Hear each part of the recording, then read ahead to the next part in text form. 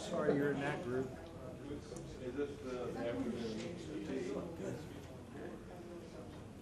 Hi, I'd like to welcome everybody to today's special meeting under Crossings and Willow Creek Property Owners Association. I'm Lori Keeble, I'm the board president, and the rest of the board would like to introduce themselves. Yeah, I'm J.C. Goodwin. I'm a dentist in Prescott. I've been here since 1987. I'm a property owner. I live in the Crossings for about 2 years now. I'm a board member at large. I'm Janet Dow. I've lived in Prescott since about, well, not since about, but since 1979. And I'm a property owner, and we live right next to the Crossings. Hi, I'm Brenda Dozier. I've lived in the Crossings and owned the Crossings, obviously, for the past couple of years. But I'm originally from New Jersey, so all of this is real new to me. And I'm the vice president of the board. Pete Gianco, I'm the treasurer. I lived here about 5 years, 3 years in the Crossings. I'm president. I'm Bob Balzano. Our management company, DHB Management Services, we manage the Crossings. We've been here now for about a year right now, and pleased to have us client. Hope you enjoy the day. Interesting information. I'm going to let John introduce himself and turn it over to him. Hi, I'm John Sellers. I'm not a board member. I think they nicknamed me the Discovery Specialist, but I do live in the Crossings, and I've been living in Prescott for about 2.5 years now. I was asked to do the research supporting this presentation. I should add, by the way, we recorded this for Channel 13. What I'd like to do, if you don't mind, is leave questions, any points towards the end. I'm going to try and get through it to make the discussion at the end more substantive. John, do you have a mic that you can turn on, please? You don't have microphone facilities unless you guys want to move closer. Okay. We have a microphone facility for the camera, but I'm just going to have to speak up, if that's okay with you guys. That's fine. I recognize some well-known figures here. Some of them are far more familiar with the politics of the area than I am, but I think you all know that it's very easy in local politics to have your own facts and then also have your own opinions. What we're going to try and do here is keep away from the opinions and stick to the facts, and then we can move on from that. I thank you all for coming, by the way, I really do. At the beginning, this all started originally with a discussion that we were having with the city, where the city clerk advised us, in no uncertain terms, early this year, that the Crossings, Lower Crossing, was a private road. We, on that basis, the board decided that they were going to take steps to protect our liability because we own the wash, and also public safety. And I should add, by the way, there is no dispute that we own the wash and the low water crossing. That is a privately owned road, even though it may look as if it's a public thoroughfare. And of course, as a board and a member of an association, we also own the potential liability. The city attorney's office decided that, notwithstanding that very simple message, that there is also a public road that goes across the low water crossing. So what happened was the board, faced with this dichotomy in facts, and asked me to start the discovery process. And once we start the onion peeling, the onion gets bigger, it doesn't get smaller, and that's frankly what happened. We made use of extensive City of Prescott record searches. I want to say a great thanks to Liz Burke, and I really mean that. I forget exactly what Bob said in the letter, but I think it was something like you deserve a gold medal. It was meant it. She really helped out. We did, though, frankly, to overcome some slowness in other departments in the city, seek the help of the Arizona Ombudsman, and once that started, the documents started to flow. We also accessed the ADEQ records in Phoenix on the 36-inch high-pressure pipe, which some of you may remember actually runs through the crossings and traverses the wash, right in the center of the wash. And we pretty well went everywhere else that we could. The Yavapai County Flood District records, FEMA in Oakland and Washington. We actually had some long conference calls. I had one long conference call with the FEMA people in Oakland. I know that Greg Toth is working with now, Ed Curtis. and of course the Yavapai County and the court records. We also sought help from the previous management company, the developer, and line engineering, and Arizona Department of Real Estate. We didn't get anything from the developer or their agents. One of the handicaps we had is that the traditional Department of Real Estate records were missing, could not be found. And we didn't get any engineering reports from the city at all on the 36-inch pipeline consent order. In fact, we got those from the Brown and Caldwell, AMEC, AMRO, and Capabla reports, which we actually got from ADEQ, and we ended up supplying those to the city.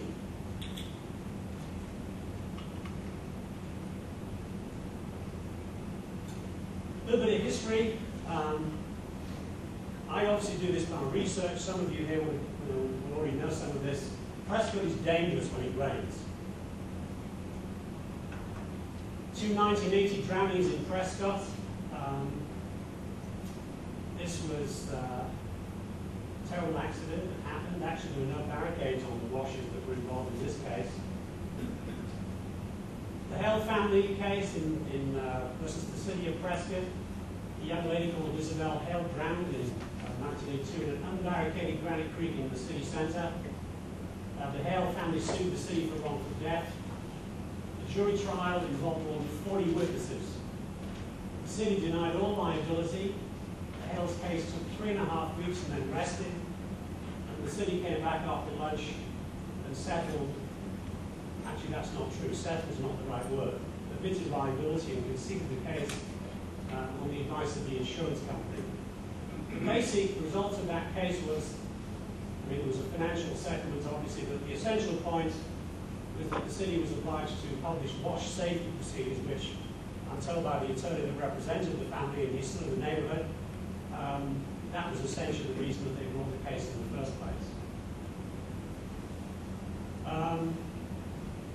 The trial actually was settled. It was a March 82 drowning, which you'll notice is not monsoon. And ironically, that trial settled in 1983, which was about the time that the crossings of the whole area, large parts of Prescott, were wiped out in the 1983 floods. I have read the Hales case. I'm going to say this as I feel it because I remember meeting Robbie Simmons and Steve Norton when I came here, and they were kind enough to ask me how I like Prescott, and I said, it's been nothing but pleasant surprises. This was a very unpleasant surprise to find this happening in our town. This is not something that should have happened. And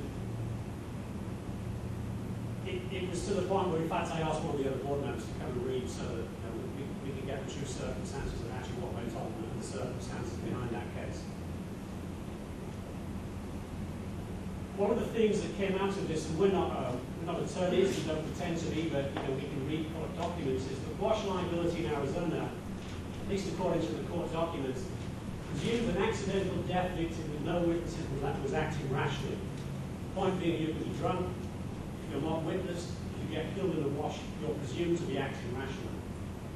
2 1980 Prescott drownings involved drivers circumventing the barricades, so there was no lawsuit.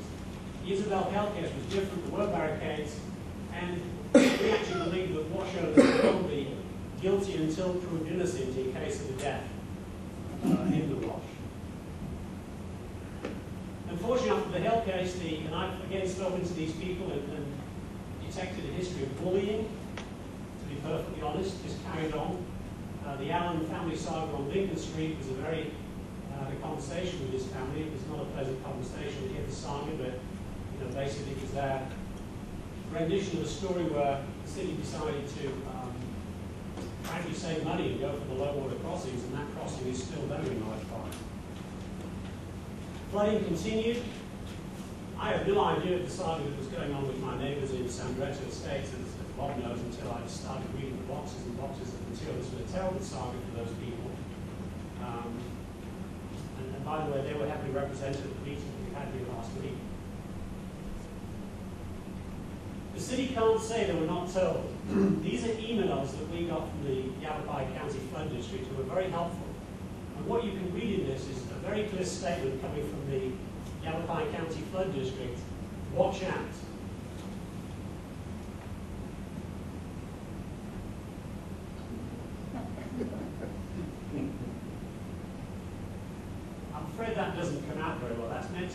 PDF.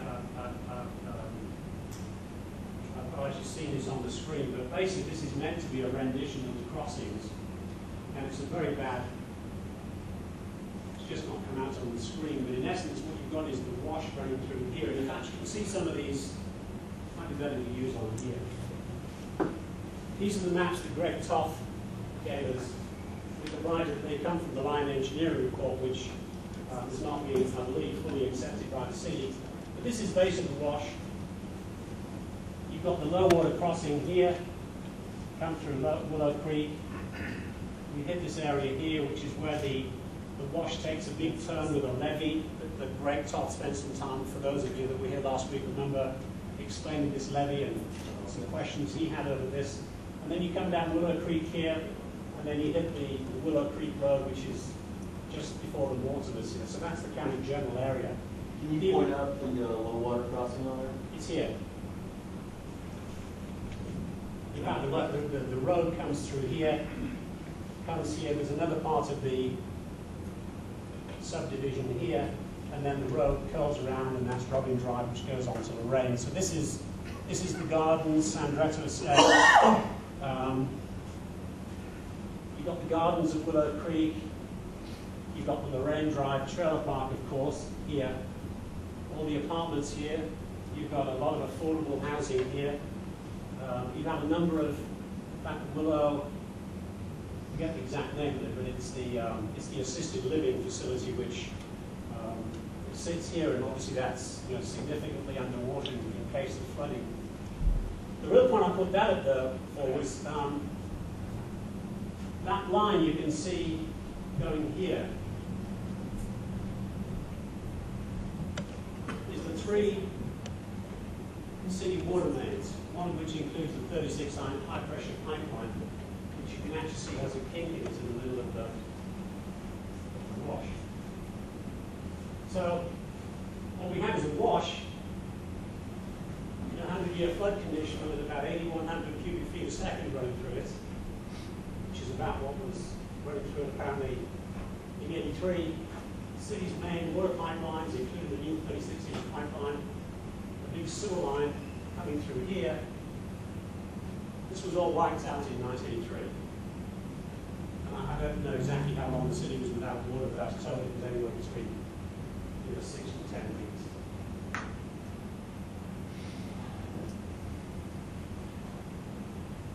The significant point on this slide, as I've talked about some of this, is that the pipes were above ground and exposed to air in January 2008 because of scouring.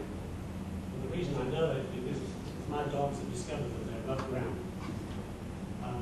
What happened was, we called the city, and not surprisingly, they came out and very quickly did something, but the remedial work was somewhat unusual. This is actually a photograph, I think Celeste took this by coincidence. This is a photograph taken of the wash in flood condition in January 27, 2008. This is not even heavy flood condition. This is snow melt. What I've marked on here, you see these 3 reference points. 3 days later, when the water's abated, and we've discovered the pipes uncovered, the city's come in. There's a bulldozer, you'll see in the next photograph, which is right there. There is a berm that was constructed right across the wash, the end of which is right there. And this reference point here is what I've marked as a sewer lift location. It's actually not a sewer lift, it's some kind of construction company, construction site, but it's actually not a sewer lift, it's still the same reference point. So what do we have 3 days later? Obviously the water's gone down. This is the bulldozer, bearing in mind this was somewhat fuller of water 3 days previously. So the city's coming in, and what they're basically doing is they're damming the wash to protect the pipelines which come across here. And that is the lift, the sewer lift point as a reference point. So if you imagine that 3 days earlier, a bit of a hard time getting the bulldozer out. That's the creek, showing the cross-section blocked as of May 2009, which is over a year later. This This is the estimated floor of the wash before the remedial work by the city, and this is the berm that has been constructed by the city over here. I should add there's a lot of stuff going on here as well, which Greg Toth, who we're very aware of. This wasn't city work, but it had a significant additional contributory factor to the fact that you just throttled one of the biggest washes in the region.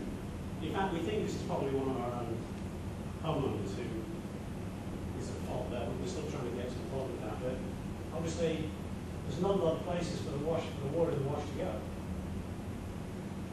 Now, the good news is, the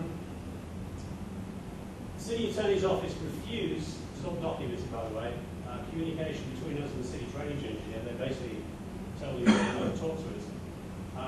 We ended up having a dialogue with FEMA in Oakland, and we don't know what happened then, but suffice it to say that the information channels opened. I had the great pleasure of meeting with our new drainage engineer. As I said last week, pretty much the first words out of his mouth were, "Can we try and figure this out because you're my customer?" And I thought that was, pretty refreshing.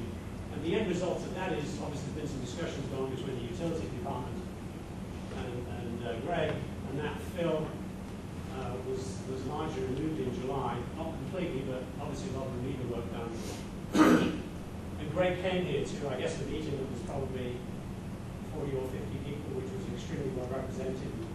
We had a great presentation. He was extremely welcome, and he wasn't able to answer all our questions, but I think we felt he was walking towards a problem. One question he couldn't answer is that the 36-inch pipeline, according to all the documents that we've got, which we, by the way, gave the city because they didn't have them, shows design pressures as part of the work that was being done by ADEQ, which did not include a look at the design, by the way, just the construction. They showed 240 psi.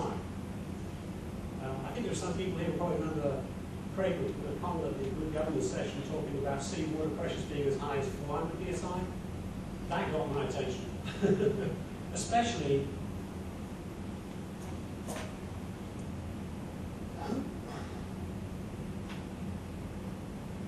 with this.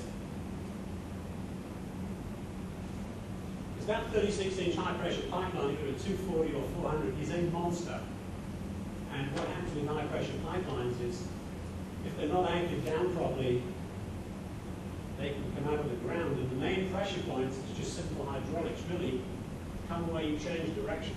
And you can see there's a change in direction there. So one of the concerns our borders have is the safety of that pipeline. One thing we discovered, and again, we're not attorneys, but there was a very important case here called the Deanna Davis versus Prescott Valley case, which we believe could be an important precedent for flood damage. Deanna Davis was a lady who actually one of our property owners knows. The house got washed away in PB. She sued, lost before a jury. She took it with a Prescott attorney to the appeals court, and she won. And I would say that appeals court judges in Arizona they take good English lessons. They write very clear judgments. If you read this, basically what it says is, if you as a government, by planning or otherwise, approve development in or around the floodplain in Arizona, you own the liability. And in fact, what happened is the appeals court reversed the case and sent it back, and there was a settlement reached between her and Prescott Valley. That actually has ramifications far beyond Prescott Valley and Prescott, because basically what it's putting every municipality on notice in the state of Arizona is you've got to think more about how you manage your liability for a lot of development that's taken place in 15 years with a housing boom and it's not rained.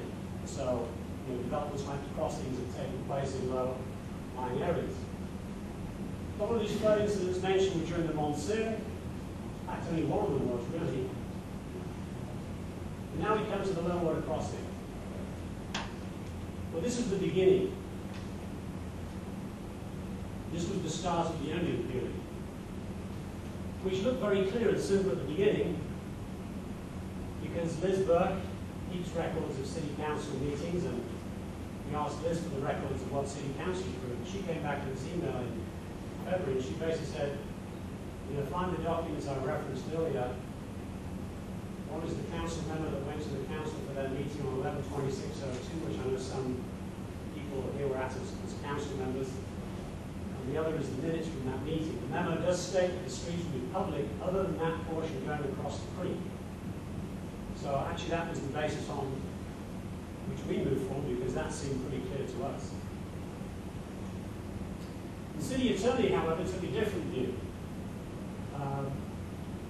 The highlighting, by the way, is his, not mine. I guess attorneys feel sometimes they like to add words for emphasis, but what he's trying to put us on notice is that the plans to install electric gates at the low water crossing were, the city didn't approve them, even though the fire department actually approved them within 24 hours. The issue, therefore, is we've got two plats. We have the one City Council approved on the 26th of November, and we have the one that was recorded over a year later, and they're different. Both show the crossings as private, there's no dispute about that. With the attendant liability that bears for us because we own the wash. But the City Council plat has no public road. And there's the language, and I apologize for having to cut and paste a bit, but obviously everybody would really want to read the full text. Basically what it's saying is,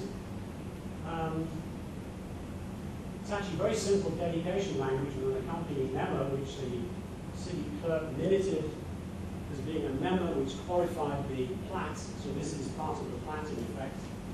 And you'll see that the streets are intended to be public and dedicated to the city except for a stretch of Clearwater Drive where a low water crossing is proposing to be dedicated to the homeowners association. No mention of easements, no mention of anything going across the wash crossing. That was what City Council approved on the 26th of November. I know some of you here were engaged in what was a very long exercise of approving the new land development code, which was passed by City Council on 7/8/03. And buried in it some very clear language about plat approval. In fact, what it does is, it says there's three types of changes of plat that you can make, different levels, major, medium, and minor. And the major one, which is a revision of plat or replat involving dedication or abandonment of land for a public street, public easements, or other public rights of way, must go back to City Council. But in fact, if it doesn't, and the plat's recorded, as you can see from 910.4, it should be unlawful. It's not a legal recording.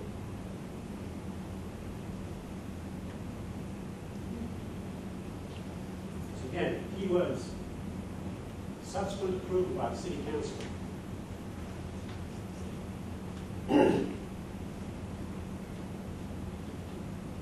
After July, there was a run-up to plat recording. A lot of activity went on at Traffic Coordination Committee. There was a meeting there. Some of the San Breto Estates people, led by Rocky, who sadly is no longer with us, doing their neighborhood thing. There's a whole discussion taking place, which some people here may know, but what it was really all about, as we understand it, was they were concerned about the loss of the Lorraine Drive access to Willow Creek, which was a public dedication made in 1963.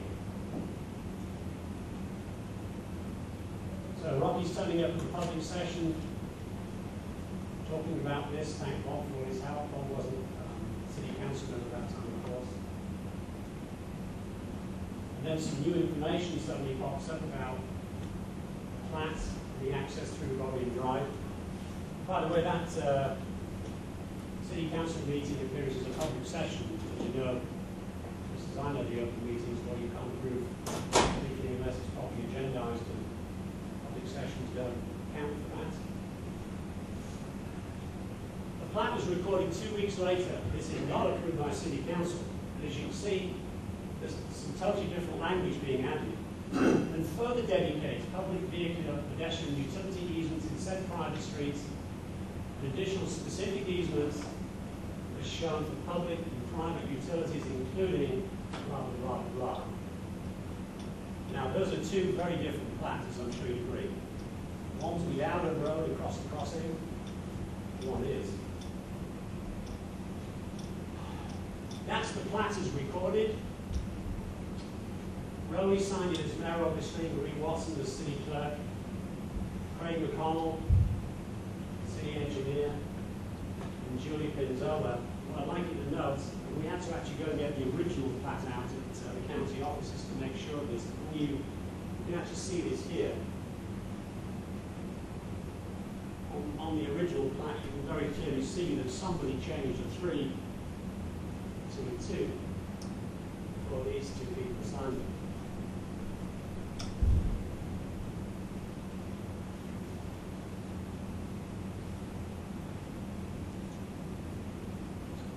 So what did the city clerk do at the time that that plat was being taken around the city offices for signature? Well, we think that she probably went back to the minutes, which is what Liz did, Liz clerk. And the city council approval was, in fact, November the 26th, 2002. Craig McConnell and Julie Pinzola signed the plat recorded date on November 20th, 2003. We talked to Rowley, and Rowley said, not surprisingly, he signed a lot of plats.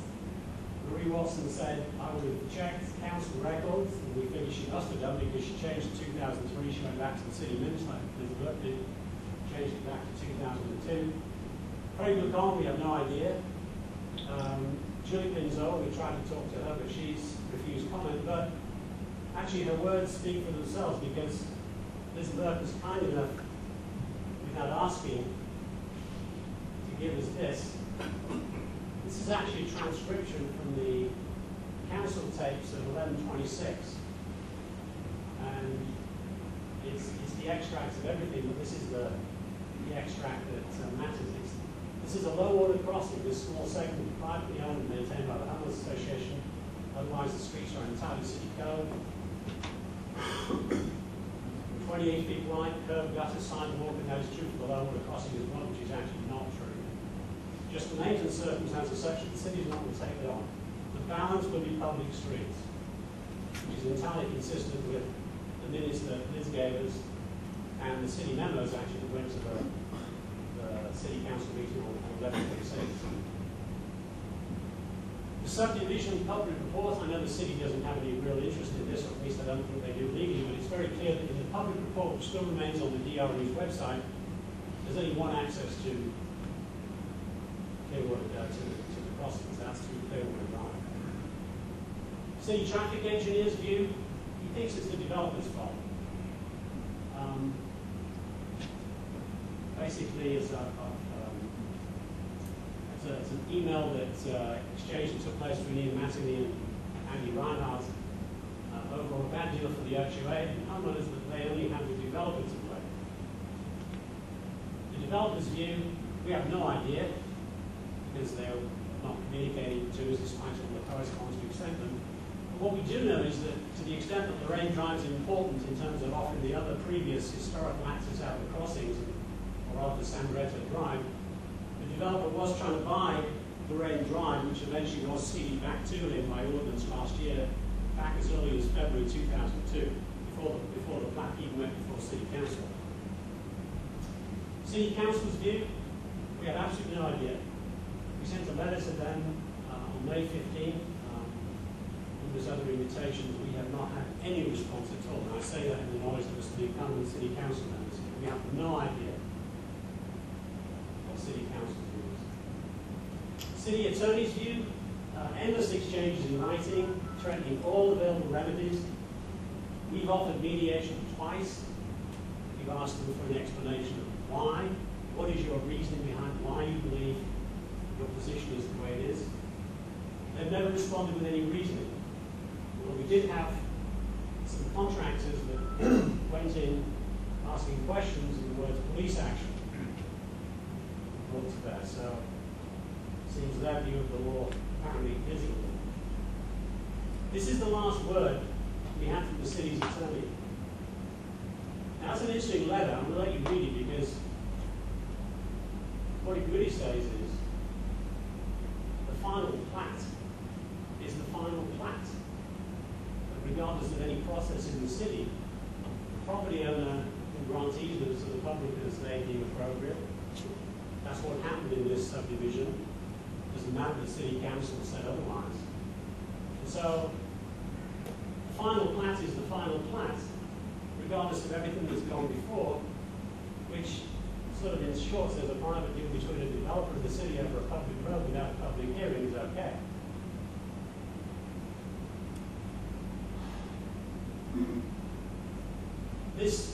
We had to uncover their conflicts of interest. We started asking questions of the city attorney, and May 14th we asked Mr. Kadraki, who is your client in this instance, and are you happy with your conflict checking? It transpired that in fact 5 days later, one of the city attorneys did have a conflict, and that's not surprising because he lives in San Diego State. We sent a letter to city attorney about 10 days ago in anticipation of this meeting, and kindly asked if we could have some reason why. Please explain why your position is the way it is. We're still waiting. Other low water crossings facts, the city planning members that supported this application to the city council said that gates, and they are anticipated, the gates only need fire department approval. We have that. They said yes in 24 hours.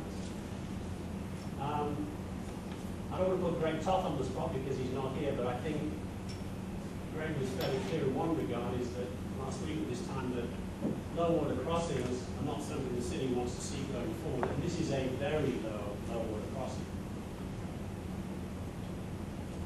If the crossing was meant to be public, the city would have insisted on the normal road. I understand from, I was told recently that even if it's a private road, it has to be to city standards. It is not the city standards. It is not. I think it's about 2 feet less in width, amongst other things. And it runs across one of the largest washes in northern Arizona, which is a monstrous public safety issue. Witness this. That is one of my personal nightmares. I don't drive for that without looking to this side, by the way, especially after reading the Hale case and being fearful of that. Especially when people drive through them when they're unhappy that they're blocked, when the city's previously blocked them off. If we had instances of those flapping in the wind at night. Again, not monsoon condition for about 6 weeks of the year this year. That was a heavily ice-laden situation, maybe an inch, 2 inches of water. School buses go through there, of course. Couple of insurance aspects. The city carries excess liability insurance. We have policies. There's a renewal that we have, which is en route. One of the things that we're concerned about, this is something that we're discussing at our board meeting this afternoon, is that I'm sure the city thinks this is normal, but the risk management is in the city attorney's office. And the budget that I've read of the city attorney's office suggests that part of the city attorney's remuneration, the internal cost accounting, is coming from a self-insurance fund, which to me that appears a serious conflict of interest. It seems to suggest the city attorneys have a financial interest in the outcome of law. Current status, no response received from the city attorney's office by Friday. On since May 28th. And we're actually considering a full record search on the, I think somebody would call it the attorney's fund, because we'd like to get more facts on that, but again, until we have them, that's subject to a board decision. I'd like to say thanks to those people that went before us. I'm the one that's been ferreting through documents, but I can tell you that some people have had some torrid experiences in this town, in this area, as a result of flooding issues. Deanna Davis, she had the appeal court case. The Hale family, an amazing side, really, they still live in the area as well, actually. The Allens, they still live in Prescott. And of course, Rocky, who passed away a couple of weeks ago. Sadly, this time his neighbors. Issues for future city officials. What is the city charter worth, given this, if our facts are correct, which we believe they are? What is the land development code worth? Why bother with city council? elected officials appear disenfranchised. And if you can agree public roads behind closed doors, where is the transparency in that?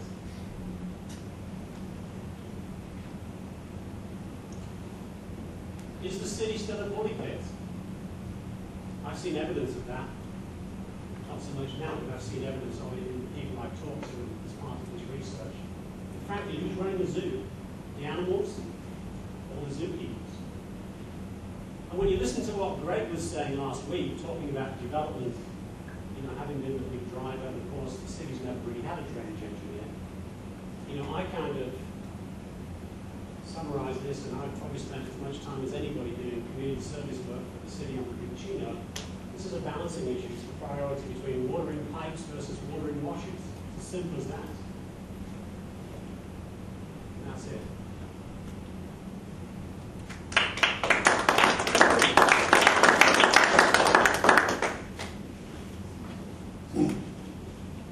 Mike. Can you put up that slide with an overview of the plat? The pipes?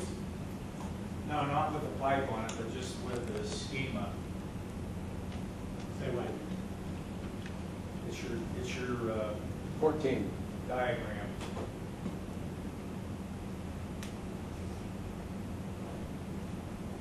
It's my wife's computer, so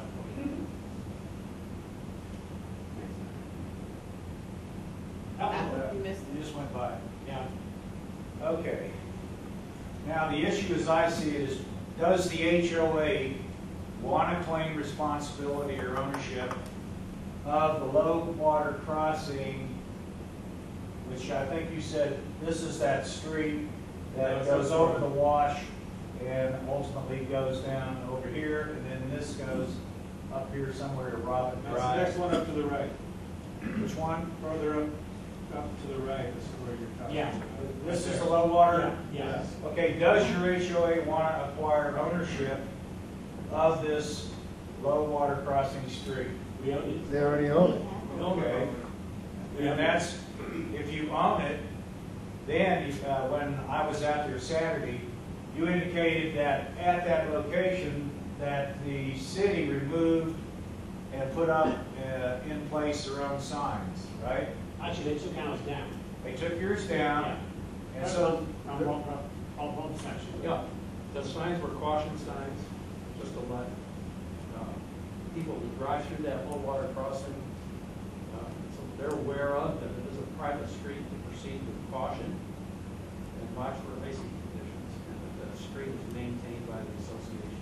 all right, so the city removed your signs and exercised control and dominion over your property, right? Correct?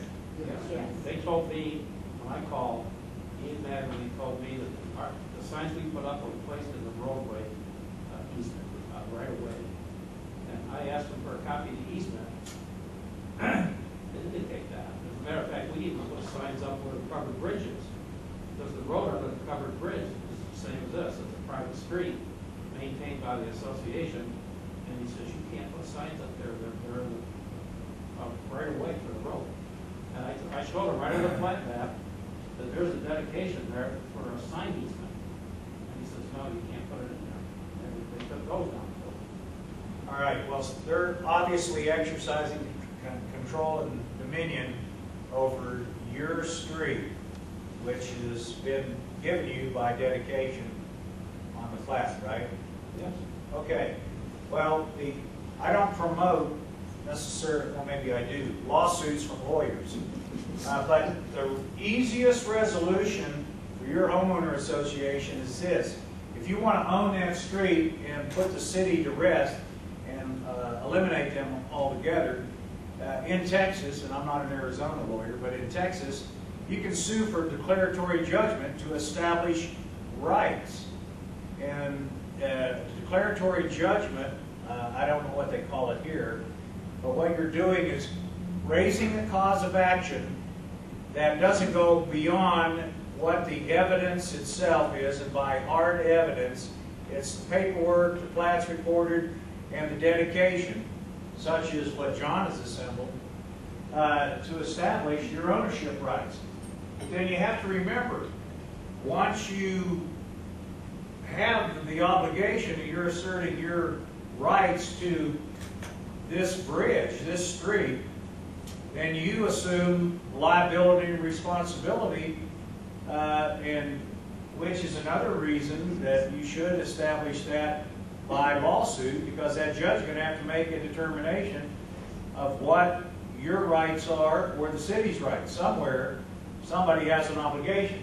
One thing I didn't think about when we were doing our 2-hour meandering throughout this whole area Saturday, you know, under Arizona water law, this water that flows through that wash, you don't own. You may own the wash, but you don't own the water.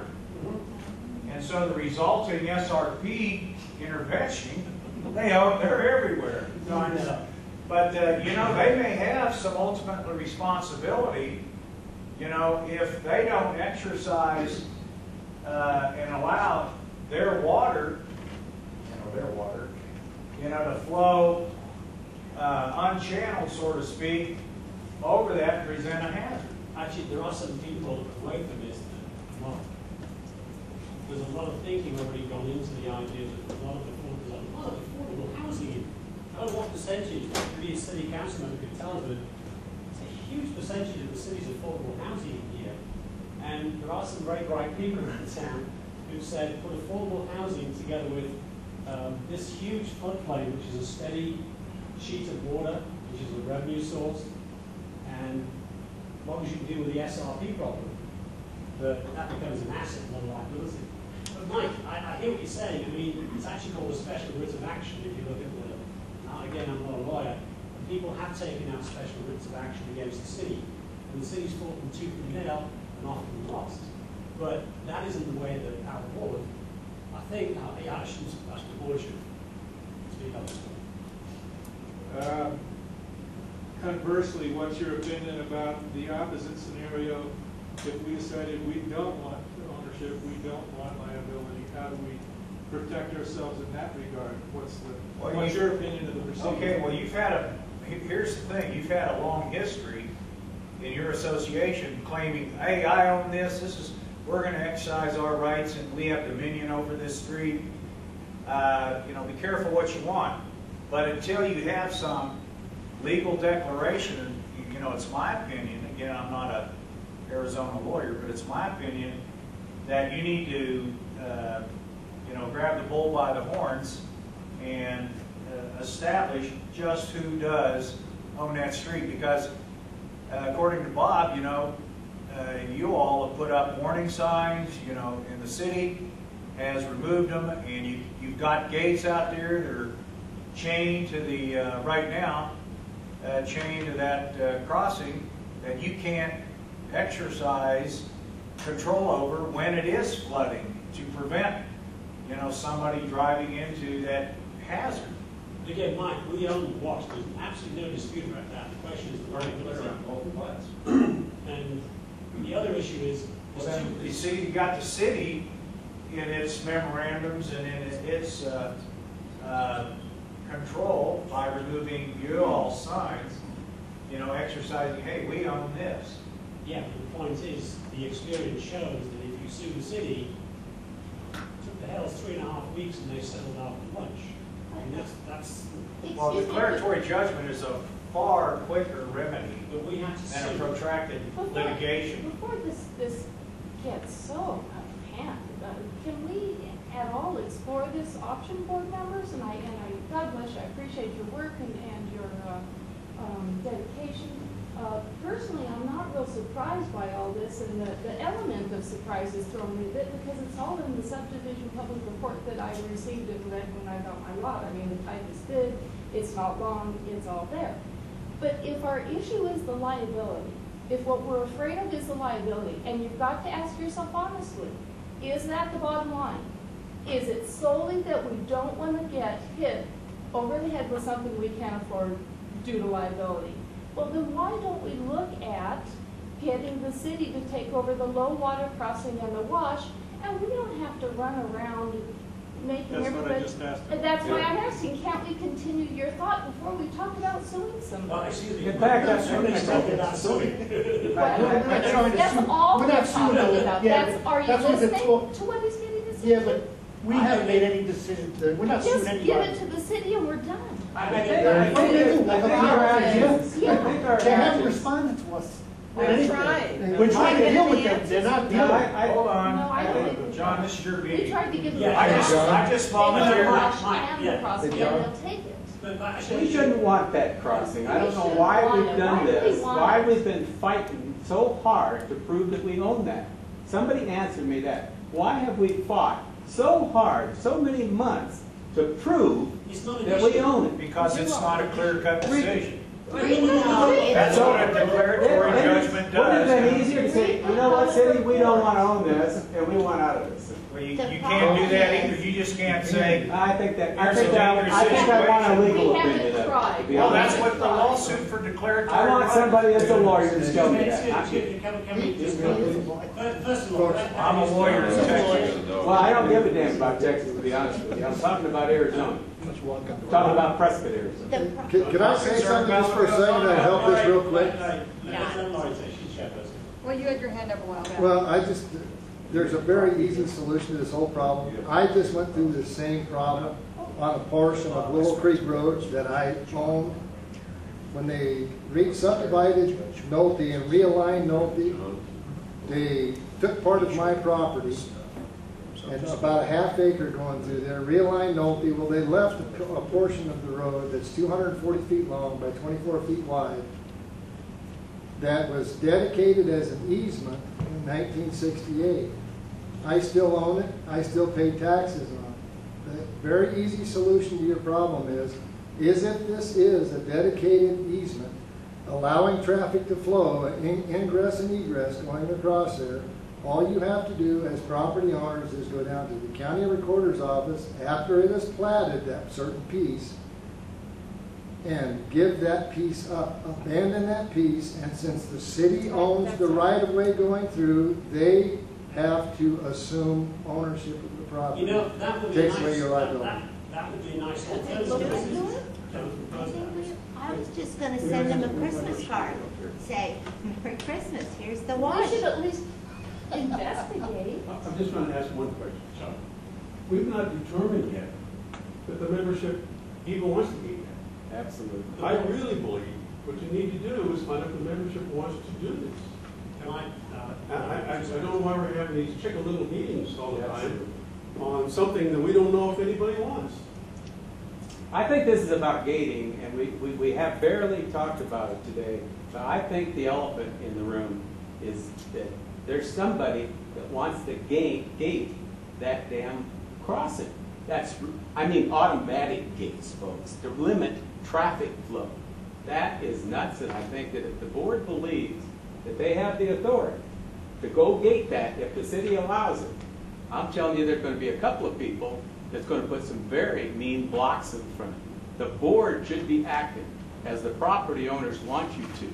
And if you think we approved this, back when we talked about a gated community, this has nothing to do with a gated community on each end of that community. So don't get crossed up here. This is gating, the silliest thing I've ever heard. Automatically gating a low water crossing. Point to another one that you've ever seen of these things. We have to maintain it. We have to deal with the little clickers that get through. If the thing malfunctions and the thing is left open when it should have been down, then our ass is on the line, folks. There is no doubt about it. And it will malfunction. I guarantee you that. So the board, I'm asking you, think about this. First of all, let's really talk about what the issue is here. I have heard nothing about making this place safer. Is all I've heard is that the facts. There hasn't been one request to the city or the candidates to say, we'd like to make this safer and this is how we want to do it. Nothing. You know what it is? Nothing. There hasn't been one thing in this presentation that says this is what we want you to do. They want to gate the damn crossing. I don't want it to happen, I think it's silly, and I think it's bringing liability to me as a resident and property owner that I won't accept. Well, just for GP, I'm sorry, That's okay. just for GP, I have talked to owners of 17 properties in this development, just for curiosity, because I was kind of curious what my neighbors wanted to do. Because if everybody wants to do it, you know, I'm not one of these guys jumping on the street. I had 16 people say, no, absolutely not, and one person tell me a maybe. So I don't know if there's a consensus, even, it just seems to me you ought to get a consensus of ownership behind you before you go to all the presentations, because if you put enough for a vote and they all turn it down, it's a lot of meetings for very little. And you guys have spent a lot of time here. I really have to thank you for all the time and effort you put into it. But I think it's voted down. Well, So it'd be I nice like if those 16 people turned up, actually. Pardon me? It'd be nice if those 16 people If turned we up. had a vote, they may. Well, they may well do. But I'd like Laurie to... Well, I've only talked to 17. 16 and But 7. I 16 have owners. to 17 take said issue no. with one thing is that we haven't proposed a solution. We have proposed a solution, which is to get the wash and the fire department approved immediately. Just think it, I live there, not the fire department. I'm the one that won't pay for it. I was Haven't paid you for it guys then. sent a letter requesting Well- dates to the city without, No and kidding. without the homeowner knowing. And I saw You that, I authorized thought, my God. Could I say something There's about like this dates real little, quick? there's like Maybe this answer your little question. group of people going on doing these things that they don't even know if we support or not. Can I insert something? This is a longer process than you've been a part of. This started, when was it, 06 maybe, or 07? There's actually a secondary issue. And the secondary issue that really has not been a part of this because it seems to kind of complicate it. But how many here are original lot owners?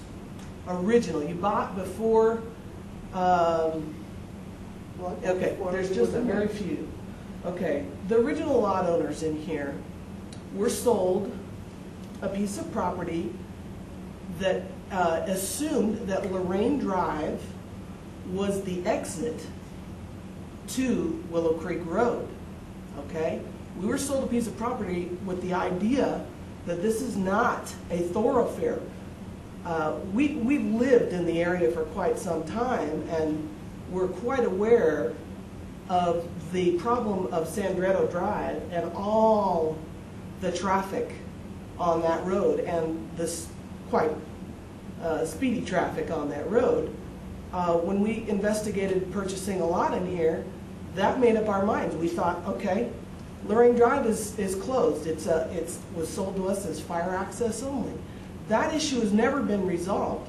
In all of our research, the developer has never explained how that got opened as a thoroughfare. So we were sold a piece of property with the idea that this, if we need an emergency exit, yeah, we can get out because there is a dirt road that would connect, but the main exit would be exactly, and it's still to this day. If you look at the Plat map, if you look at the language in the public report, it says single access, Clearwater, and Crossings Drive.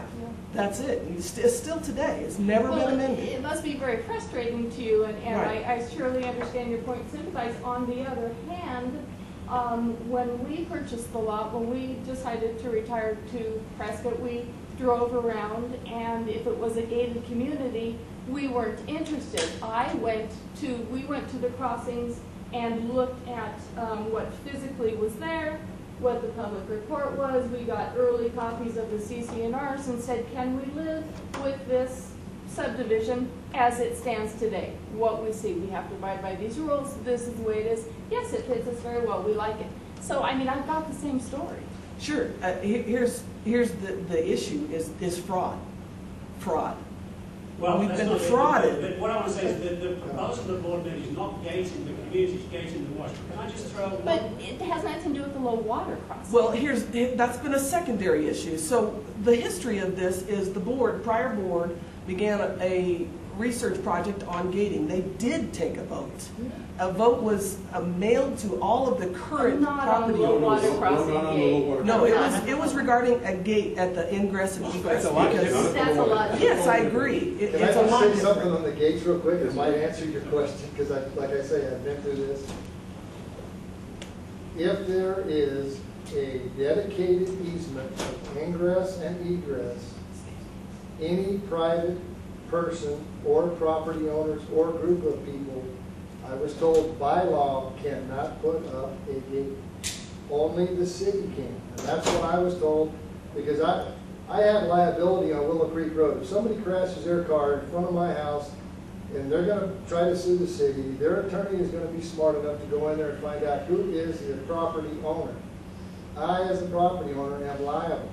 Whether I am or not, it remains to be John, if I may seen. say so, one of the factual issues here, you may disagree with the opinions, there is a disagreement, a fundamental disagreement between the Plat City Council group, which says no public access, No. and the Plat that was recorded. I understand that, John, because the original easement of ingress and egress that was given by the previous property owner in 1968, before I bought it, the actual plot line itself of Willow Creek Road was 52 feet away from where it is today. But with respect, John, you deal with a set of factually different circumstances. There is No, a clear- I know that, but I'm just trying to tell you, if you'll ask them, they'll tell you. It's very similar. Can I just address the point about offering it back to the city? That actually is an alternative that I imagine the board might have considered. Just bear this in mind, though. When the issue of low water crossing or a bridge was up for consideration with the Allens in 1998, the difference between a low water crossing like we have now and one that will meet the city standards, box culverts, everything else, was $487,000.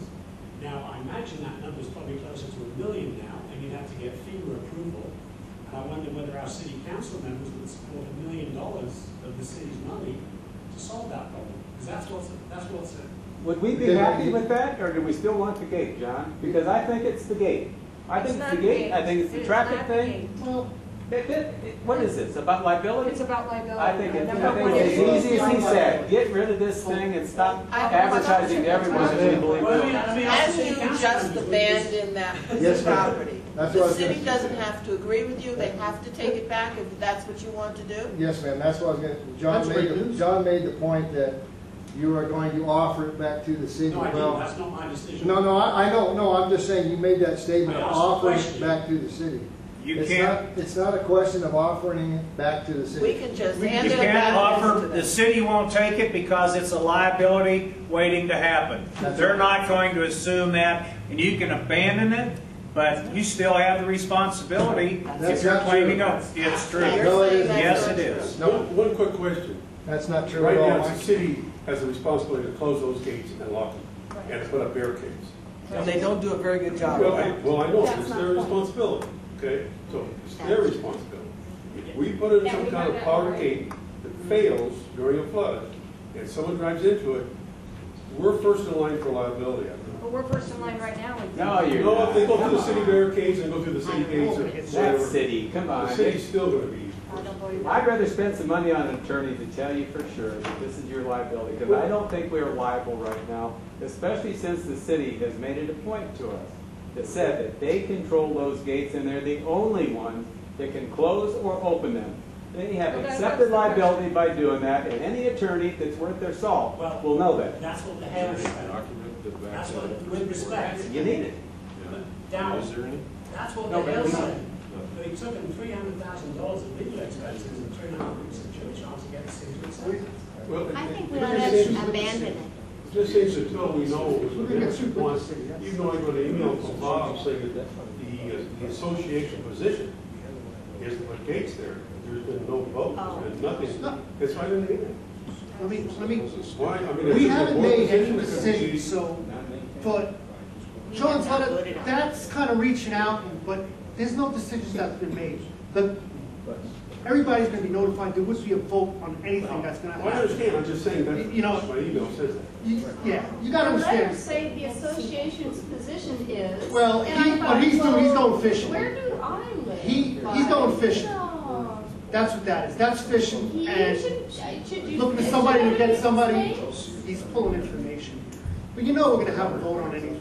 But the biggest thing, you guys gotta understand, as a board member, this is why this is going out, because we want input. If we do a mailer to explain to people what is going on, don't make a chicken little letter, because that's not the issue. No, but We have you a gotta guest that wants to understand. speak. Well, it seems as oversight, it's a liability issue and it's a safety issue. So I think all the other discussions are, you know, what do you want from this? Again, when you say it's a safety issue. Hold on, she's asked a question. I'm sorry? So what do you want from this? Tammy, I'm not a board member. Okay. Please. Okay. Well, but I- with all due respect, Mr. Sellers, not once during this entire presentation have you said what you or any other group of property owners want. What is it you want? In one sentence. My name is Jeff Adams, and I'm a property owner. I want to know what you want. You know, Jeff, what do I want? Yeah. I'm actually on public record when this whole thing started with Gary Kidd, saying, Gary, I'm doing this at the behest of the board. As far as I was concerned, what I'm doing it was a public road. You still haven't answered the question. What do I want? What do you want? What's the point of If you're asking me personally, Yes. I want to kill off this liability. Okay, then I have something to say. For those of you who don't know me, my name is Jeff Adams. My parents moved here in 1970. I was here in 1983 when, for those of you who don't know the history of town, when Mortimer's nursery, right down there on Willow Creek, wasn't a nursery. There was a home down there. And I was here during the flood, and I remember seeing the guy who owned the house right down there that got stuck in the middle of the creek. His house was on an island, and he was out in his boat tied off to his porch. I've been here a long time. First of all, to make sure you understand, it's not a wash. It's a creek. Second point, everybody who owns property in that subdivision, by the way, for the judge over here, I am an Arizona attorney. I do real estate development work. I've done a lot of this kind of work. That's not an obscene low water crossing. It's not extreme. It's not out of the ordinary. It's not unsafe. Arizona has a stupid motorist law for a reason. It's for people who are stupid and go into low water crossings when there's water. That's where liability is touched upon. This has absolutely nothing to do with liability, and it has everything to do with a few people who live in the subdivision who are irritated by the fact that there's traffic going through there that they didn't expect. And they're unhappy with the effectiveness of the speed humps that were installed by the city of Prescott on the dedicated city streets. Now, if the people of this subdivision really are concerned about what's going to happen to their dues, you go ahead and make all those roads in there private roads, and then you can foot the bill for the maintenance and upkeep of those roads, for people traveling on them and getting injured because they're not maintained. That's where you're going to get hit in the pocketbook. Can I just make a No, statement? I'm speaking. I let you speak, and I didn't say a word. Sure. You'll have to excuse me, I have a nicotine habit, and I'm not in court, so I can chew tobacco. Here, here, and you're fired up. Now let's get some real history here. Mr. Sellers says he's not a litigious man. Well, I beg to differ. He's already sued our owners association once. It cost our association's liability carrier over $20,000 to pay for a lawsuit he ultimately dismissed. Second point, every single property owner in there had an opportunity to conduct the kind of due diligence Mr. Sellers has done after the fact. He had an opportunity to visit the property before he bought it. He had an opportunity to look at the plats. He had an opportunity to look at the surveys. And the reason he's mad, in part, is because he installed landscaping that went down into Willow Creek. Trees, riprap, landscaping rock, it all got wiped out during one of our seasonal rains. And anybody who's been here for any period of time knows it's a creek. It gets water in it. And when you buy property that abuts up to and is adjacent to a creek, you're bound to experience some water getting on your property. If we assume liability and obligation for all those roads in there, we assume more than we bargained for when we bought the property. When you bought the property in the subdivision, you knew where Sandrotto Drive was. And you knew that they are public roads, which means anybody who wants to can drive on them. And we already had an effort undertaken to try and turn this subdivision into a private gated community. That failed. You didn't have the support for it. We had the support. You don't. It has to be unanimous. Yeah, where did that come from? It has to be unanimous. And not just me opposed it. There were other property owners. If you wanted to live in a gated community, go to Prescott Lakes or Hacienda. This isn't a private gated community. It's not going to be. You're not going to get the support of the property owners unanimously to do that. It's not going to happen. And so now what you're using in an effort to get around the inability to get all 100% of the property owners' consent and agree to that, you're trying to gate this low water crossing. Well, it's not a danger. The city's done what it needed to do to make sure the pipes that go through there are safe and they're to code. The city doesn't have any liability. If you want to put signage up there, then you comply with the code. The code requires that you submit the sign application, and the sign meets the city code requirements. That's how you go get signage to place there in front of the low water crossing. You don't go and place your own signs. You comply with what the law says. And I've done a lot of developments. And there are some developments where they keep the roads private, there are some where they're public, and there are some where there's a blend of both. And when I bought my property, I did my due diligence before I bought it, not after. Thank you. But I can add some semi-personal.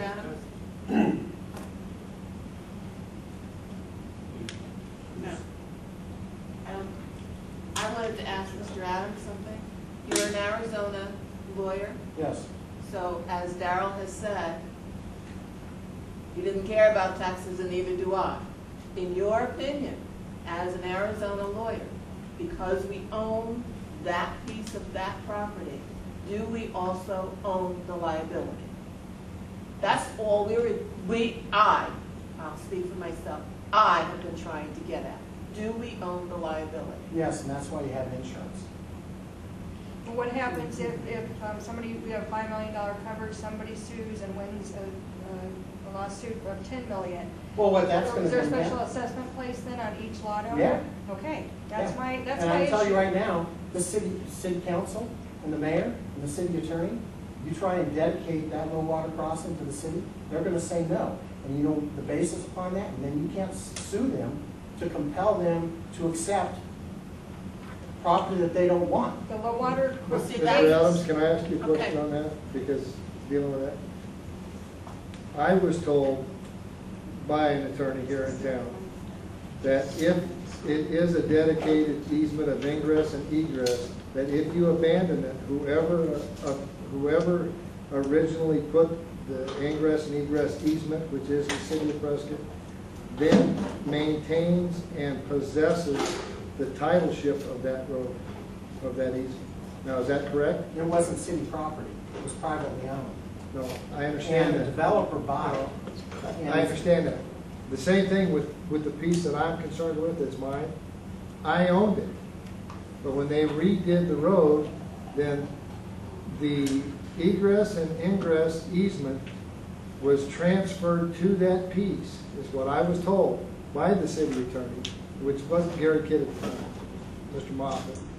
And I I was understand told, what Mr. Adams is saying. I think what you're saying is, forget managing the liability by gates or whatever we do, just rely on the lawsuit, the insurance. No, what I'm saying is, there are already gates that are used there.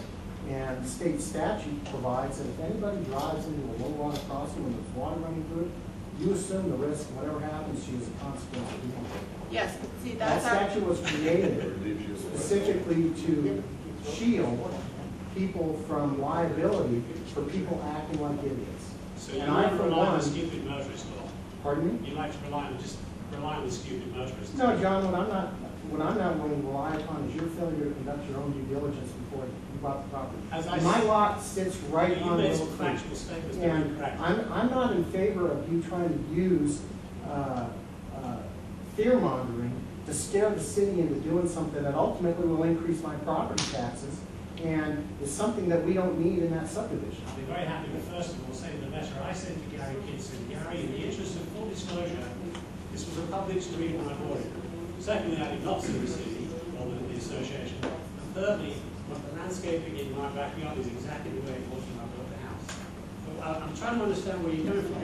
What you're saying is, you're saying let's not manage the liability. Let's rely on the law. I'm saying that you bought the property knowing the condition it was in when you bought it, and now you're dissatisfied with it. And so you're trying to get around your failure to do your own due diligence by trying to get the city to assume that obligation for the property owners. And you know what? I'm all in favor of avoiding liability when it can be avoided, but you know what? There's what you're going to be faced with. Go ahead and file your lawsuit, John. You know what? I'm not going to fund it. I have a concern that we make this such a high-profile thing, bringing everybody that we could possibly think of into it, with any kind of a representative city, Yavapai, state, even going outside the state. You know, if we've got a liability that was sitting there when we bought it, and I happen to agree, I think that if you check, the stupid motorist law has been pretty damn effective. And I can't see making it any bigger issue of this publicly. It's damaging every one of your property values. The more you make of this thing, I tell you, you want this in the newspaper and on Channel 13 and all these things? You're killing yourself. I got to tell you something. You guys ever got gates up there? Anybody ever came in that project looking for real estate? And I did it for 25 years. And they said, what are those gates for? Well, we have a very dangerous low water crossing right there. How old are your kids? I mean, you're going to put a red spot on that subdivision. If you keep this up, it's never going to go away. The lower, the crossings, you mean down there where that big river is that washes everybody away. And by the way, you've had 2 events in 30 years, one of which was the people who did it were liable for it that did it. I wish our streets were that safe here. So you had one event in 30 years. I don't even see, in all honesty, very much liability. Can I make a comment? I just want to clarify a little bit, so you know some history and the board. I'd like you to hear this. I'd like you to hear this. No, I just want to articulate. This board does not have my support for what this board is currently contemplating. And I promise you, I know a majority of property owners in the subdivision. And those property owners don't support what this board is pursuing unilaterally without fully informing the property owners. In defense of the board, this board is not unanimous. And there's a reason why Homeco resigned from representing our subdivision. There's a reason. I know why. I had the conversation with him directly. I know why.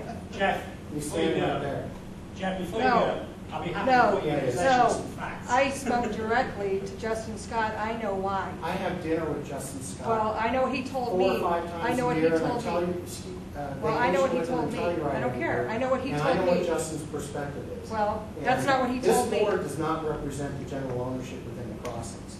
And I know. You don't know what we represent at all.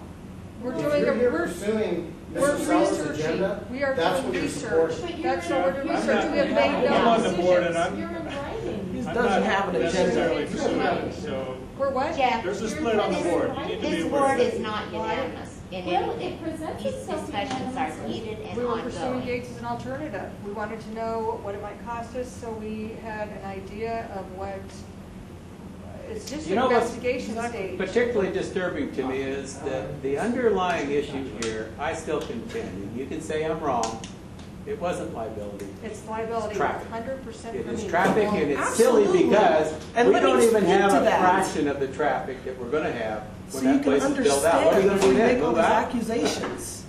Listen, Daryl, there's a process that's been going forward, and the former board established a traffic committee.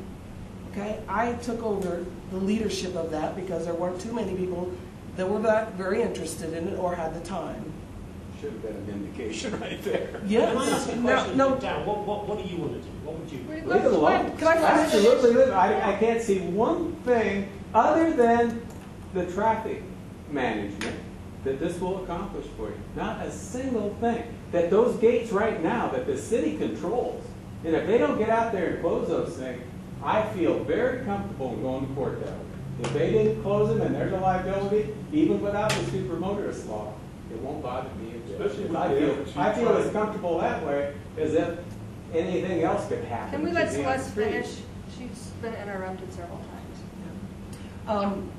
The reason that the whole low water crossing gating is being explored is because we ran stonewalled into the city. And they have refused, after doing the speed bumps, they said, that's all we can do for you. We will do no more because it is cost prohibitive for us to redesign this neighborhood the way the developer should have designed it. They did not want the city traffic and coordinating committee recommended to the developer not to make Robin Drive a straight shot. They wanted him to curve the road because they foresaw these exact problems that we have with speeding. Now, you live in a cul-de-sac, nice place. I wish I had a cul-de-sac. We thought we lived in a dead-end street, okay? If you had purchased thinking what we thought, you might have a different opinion. And that's what I said Yeah. earlier. It must be very frustrating for you, as it would be for Right, me, so because I want you to understand that the No, process I that we're really going do. through and the gating, don't blame it on the board. Don't Oh, no, no. Don't I'm call not. them, names, and because what they're doing is trying to explore what are our options. I don't think I called anybody a name, but I have said that they've presented themselves in writing of an opinion without, and I don't see any research, I don't see any other solutions being researched. I Well, only we see have that went before. Okay, this is the end of the process. I have somewhere, and I'm very sorry, I'm negligent, I didn't bring it with me, but I have somewhere a quote from the city saying that, no, we won't take your low water crossing without the wash. Why don't we give the wash on the low water crossing? It's open space already. Pardon? It's open space already. Belonging to, Well, it belongs to us, but. okay, the city said, no, we won't take your low water crossing unless you also give us the wash. Is that a solution? I never knew that. Do we want the wash? I never saw that statement. I I've never got it heard somewhere, and that I'm statement. gonna You find mean it. the creek, right? Yeah, the creek, the wash, yeah, thank you. I want to understand what you're saying. Are you saying then that you saw this as a means of gating? Yes, because it's the only they closed us off when we said we wanted to Yeah. ingress So and this was egress. another inroad to try and get the Exactly. community. We're just saying, okay, well, what else can we do? Because we have a traffic That's not the board's issue. opinion. You have to understand that. You gotta understand. And oh, What I'm sorry, you're not a hearing- board No, member? she's I am not a board member. That's You're, not. are you the committee? Here's what So happened. it was I the committee, it started. was the committee's viewpoint? I started Is that what we're saying? research. Traffic calming committee's viewpoint brought to the board. However, I have to say to you, and I will say this to anybody, I was not for gates until they were closed and the city opened them up again and there was still dangerous water and ice on the roadway. That's when I said, if we own it and we have the liability, we need to be able to do something So about we that. closed it Now, ourselves, if the stupid and somebody came driver and put it law open, takes care of that, leaving the that's car one open. thing. Have But you ever if it seen the doesn't, school bus I don't go wanna through be when it's liable. icy? It fishtails through Well, there. I I mean, my wouldn't kids drive, are I'm not on gonna that drive bus. on a road where there's ice. All I'm saying is. I drive it all the time, I think it's fun. Yeah, I know. All I'm saying is, can we at least kind of walk down other roads as we're walking down this? Oh, yes, yes. We, You know, I understand that you can get an impression from the presentation, but we as a board are not trying to shove anything down anybody's throat. I'm just saying we've No. got a lot of options. Let's And look at we're it. trying to We really see what they don't, are. But we're also really trying don't. to get some specific, definite answers from the city, and we can't do that. They won't I think answer that's a that. good idea. I always am in favor of knowing where you stand. Right. It's always prudent. If I could say something, just so, I gotta clarify a couple of things. One, John was asked by the board, basically, to do this because the traffic committee was getting stonewalled. Basically, the city wouldn't deal with them. They went to the TCC. I'm just giving you a little history. Yeah. They went to the traffic calming committee. They basically said, well, you own it, close it off. It was a bad deal. The city shouldn't have done it. And this all started, they put in the humps, this children's safety. I'm up in the back, so, but Celeste, the Geeseys, the Palsays, they all got small kids. The thing is, the humps didn't do nothing, people speed right through. So is part of it closing the wash to stop the traffic coming through? Yes, it is, because you know what, the kids are riding bicycles in the streets. Yeah. I'm surprised nobody has gotten hit. That's, as a board member, that was a concern of mine. You know what, safety for the kids. And then the kids walk through the low water crossing, and these cars come through, there's no sidewalk. It's crazy. I know, Really I watch is. it every morning. But, and there's been, John, it's landscape guy, like, there's no such thing. That's propaganda. Yeah. Okay? There is a history with that, gentleman. You should know. That's propaganda. Facts. JC's been pushing to put out a letter, but we haven't put out a letter yet because we don't know where we're going with it. Now, this guy who left, but I would like to talk to him more, if he says we could abandon it and just totally walk away, that's another option. But this is all new to us. Yeah. But this is all we know so far. This is good that we want people to come to the meetings, and we want, because otherwise everybody just turns around and they don't say the man anything. that was back there that had the property, what's his name? I've known him. That's good information. That was John Hanna, and I wouldn't go to the bank on that statement. Okay. But, I would will. you know, If we you'd like to go welcome, over the rest help of us it. solve this. We don't know, it's a big mess. Help us, come to the meetings. Well, I would like to, if we're speaking, you know, as board members, what our priorities are. Because I'm a board member and I consider nothing nearly done. I mean, it's not a done deal at all. My biggest concern is liability. And I am concerned about the traffic in the crossings, as I'm concerned about traffic anywhere in residential areas. But to me, it seems like the silliest thing in the whole wide world to have a big, long public street, and then here we come across 4 feet, and suddenly I own it.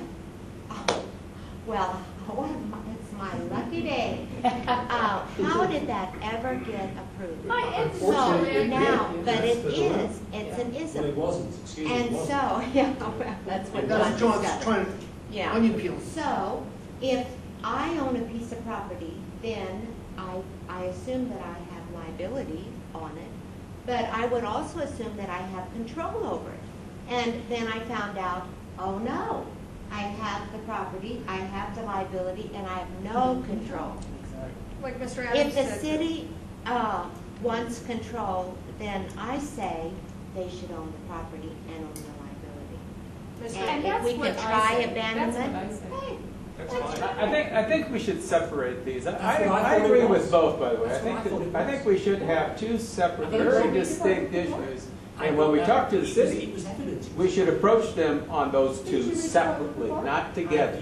separate Problem has as been, far as they don't want what's- to Very clear. I was, what do you John, mean you're trying to separate? I was the one Traffic? that actually. One of them is traffic. Oh, yeah. The other one is risk, liability. And to tell you the truth, as I said, I think you're going to see more traffic than ever you dreamed of in there as soon as it's built out. I think the traffic you're concerned about now is a small percent, but the risk, the liability, I am interested in. I want to know who's liable for that thing. I think they are.